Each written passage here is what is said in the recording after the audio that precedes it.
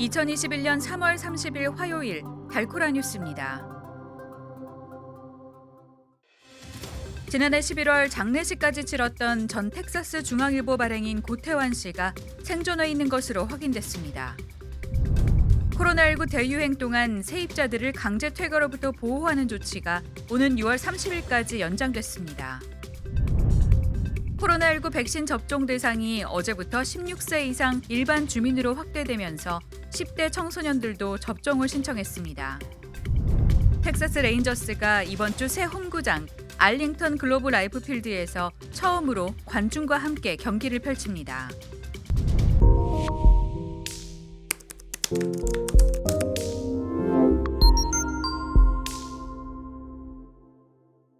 지난해 11월 장례식까지 치렀던 전 텍사스 중앙일보 발행인 고태환 씨가 생존해 있는 것으로 확인됐습니다.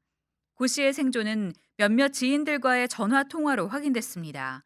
지인들과의 통화에서 고태환 씨는 자신이 생명의 위협을 받고 있으며 고립된 상태라고 밝혔습니다. 지난해 11월 19일 장례식에 참석했던 지인들은 고 씨가 살아있다는 사실에 놀랍고 황당하다는 반응을 내놨습니다. 또한 살아있는 사람을 장례식까지 치르며 사망했다고 알린 것에 동포사회는 분노와 충격에 휩싸였습니다. 한인들은 동포사회를 기만했다면서 진상조사를 요구하고 있습니다. 한편 DK넷은 장례식을 치렀던 고태환 씨의 아내 문정 씨에게 고 씨의 주장을 확인하기 위해 연락했지만 문 씨는 응답하지 않았습니다. 코로나19 대유행 동안 세입자들을 강제 퇴거로부터 보호하는 조치가 오는 6월 30일까지 연장됐습니다.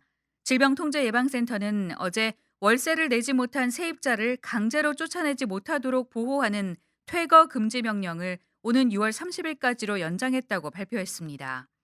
이 조치는 이미 한 차례 연장돼 내일 종료될 예정이었지만 이번 CDC의 발표로 다시 3개월이 연장되는 겁니다.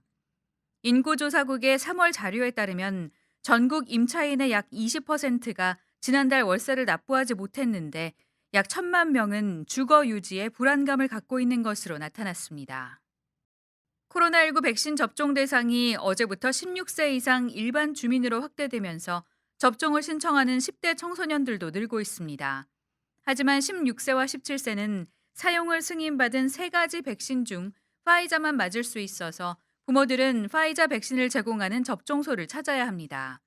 그 외 18세 이상은 어떤 백신이든 상관없이 맞을 수 있습니다. 텍사스 주 보건국은 지난해 12월 백신 접종이 시작된 이후 적어도 1,000만 명 이상의 주민들이 최소 한 번 이상 백신을 맞았고 그중 360만 명은 2차 접종까지 마쳤다고 밝혔습니다.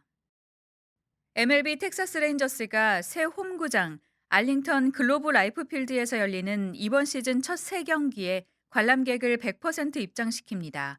이미 텍사스 레인저스는 어제 밀워키 브루어스와의 시범 경기 1차전 때 관람객 입장을 허용했습니다. 오늘도 관람객을 인원 제한 없이 전부 입장시키고 밀워키와의 2차전 시범 경기를 치를 예정입니다. 또 이번 주 목요일 캔사스시티에서 열리는 시즌 개막 경기를 치르고 돌아온 뒤 다음 주 월요일인 4월 5일 글로브 라이프 필드의 관객 앞에서 토론토 블루제이스와 홈 개막 경기를 치를 예정입니다. 텍사스 레인저스는 2차례의 시범 경기와 개막전 이후 나머지 경기들은 사회적 거리두기 지침에 따라 관객을 입장시킬 예정입니다. 오늘의 단신입니다. 더불어민주당 박영선, 국민의힘 오세훈 서울시장 후보가 첫 TV토론에서 거세게 맞붙었습니다. 김여정 북한 노동당 부부장이 문재인 대통령을 직접 비난하는 내용의 담화를 발표했습니다. 미얀마에서 지난달 1일 쿠데타로 정권을 잡은 군부에 의해 사망한 사람이 500명을 넘어섰습니다.